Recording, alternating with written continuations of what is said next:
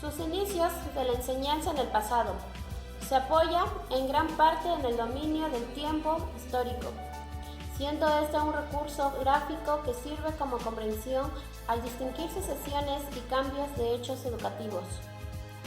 Mi nombre es Zenaida Pérez, soy maestra bilingüe del estado de Oaxaca y este es un video destinado a la comprensión de los inicios de la educación en México.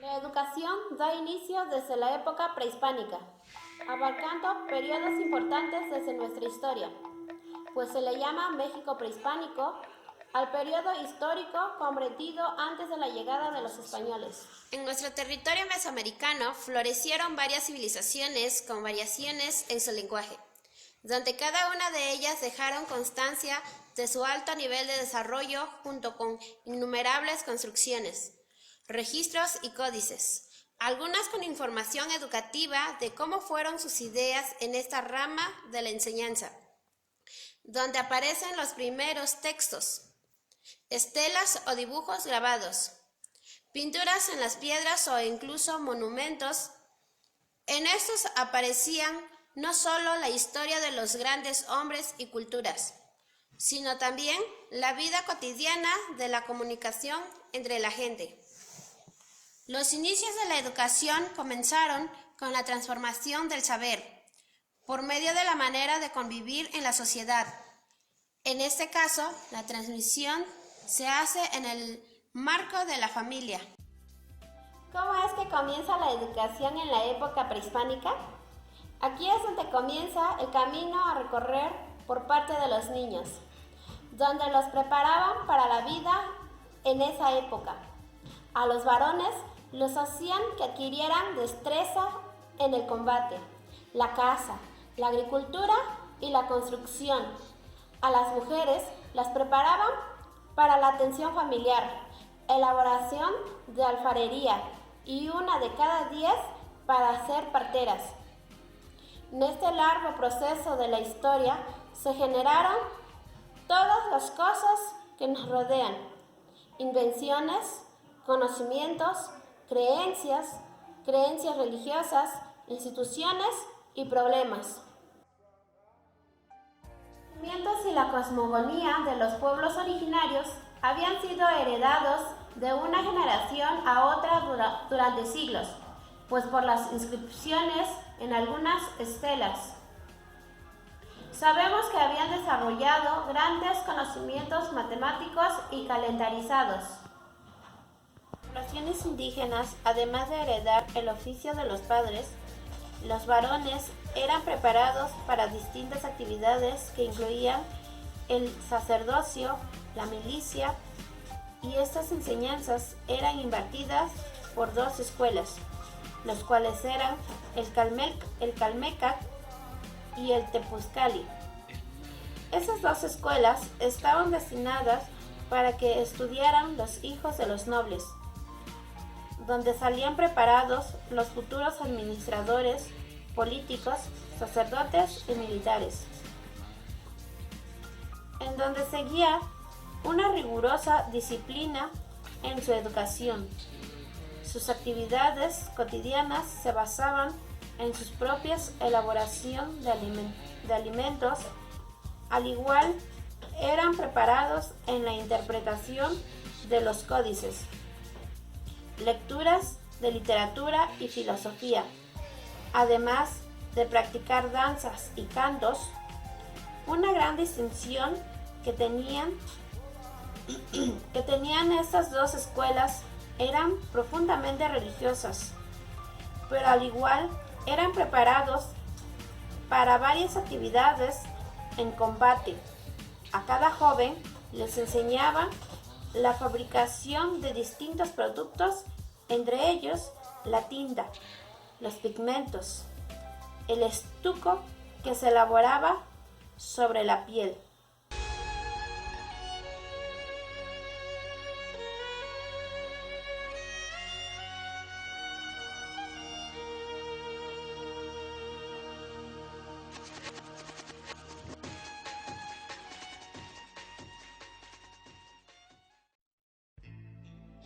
A finales de 1492 da comienzo a la nueva conquista, el cual llamaron el Nuevo Mundo, donde aquellas navegaciones cambiaron el curso de la historia.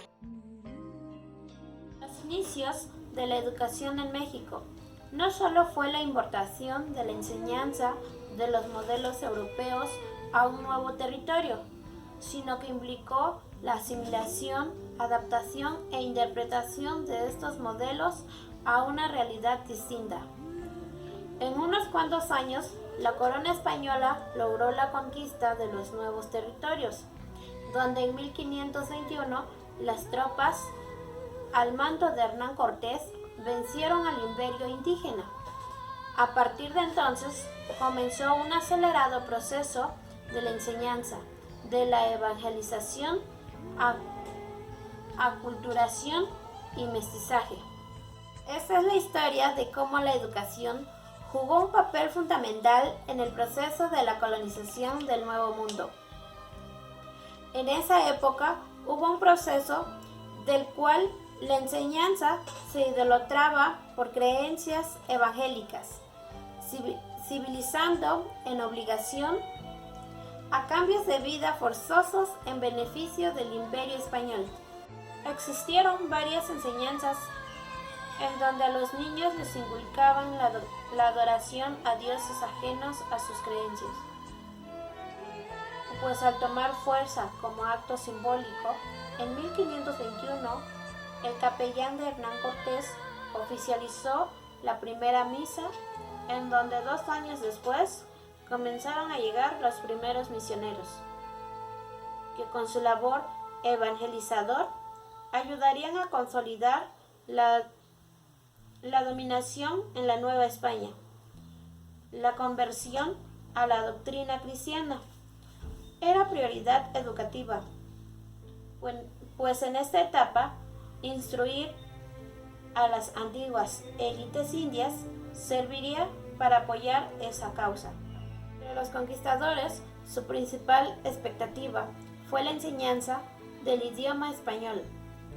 Aquí es donde comienza la educación hacia los pueblos indígenas, la cual se imparte por un doctrinero para que éste pueda instruir las verdades elementales de la religión cristiana.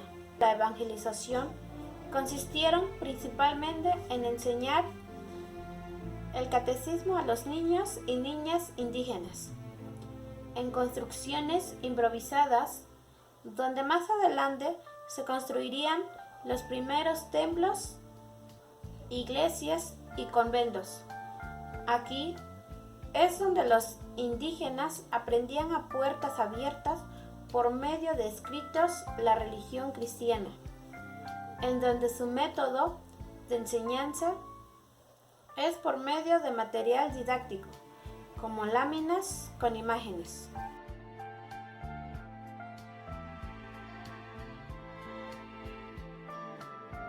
Con ayuda del Imperio español se logró la construcción del primer internado, en donde los niños entraban a la edad de 10 años y permanecían todo el tiempo en la escuela, donde cursaban materias como sintaxis, gramática, retórica, lectura de la Biblia, literatura, poesía, geografía, todo tipo de materias que les sirvieran a los niños para poder causar la educación y así ellos pudieran ser el futuro, los dirigentes de la población de indios.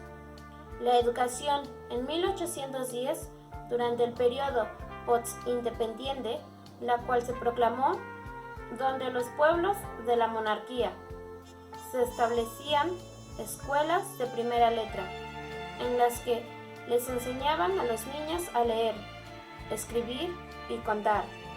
Esto en conjunto con el catecismo de la religión católica.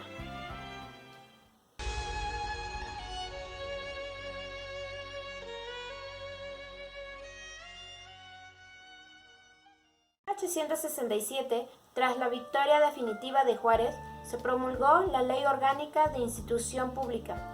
En ella se establecía la educación primaria gratuita y obligatoria para pobres. Se proponía la unificación educativa y se excluía del plan de estudios toda enseñanza religiosa con la incorporación de la enseñanza moral.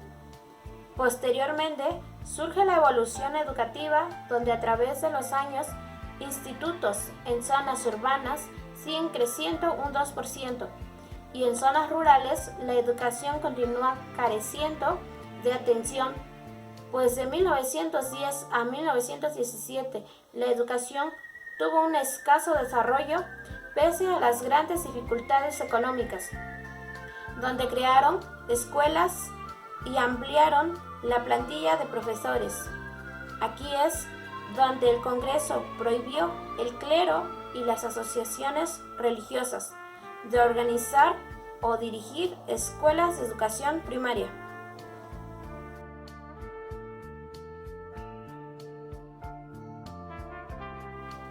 A base de los principios de José Vasconcelos, se impulsó la alfabetización y se crearon las escuelas rurales junto con el intercambio cultural con el exterior.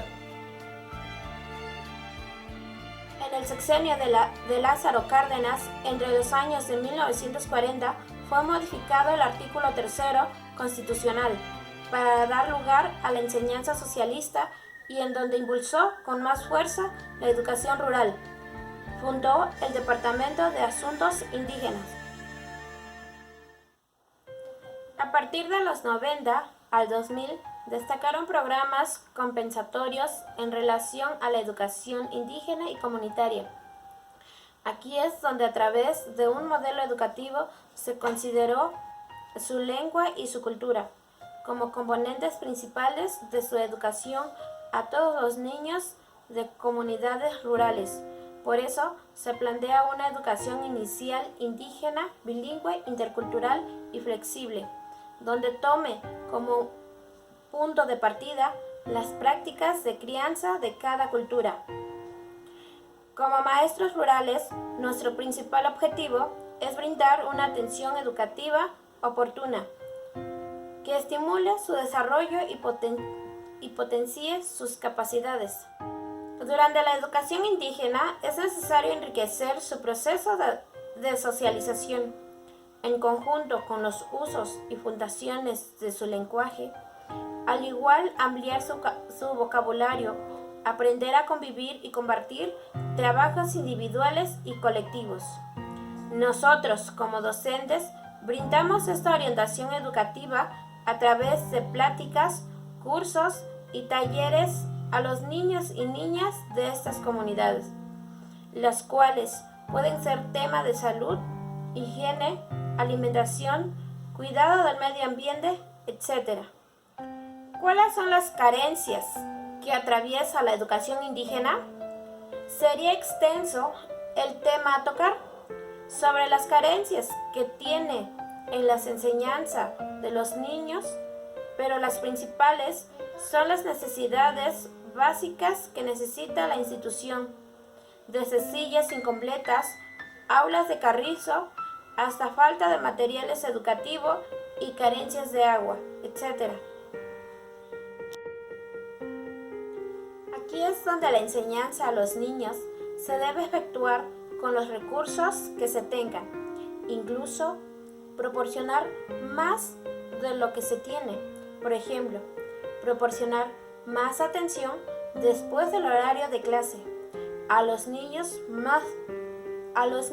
con más rezague en sus estudios.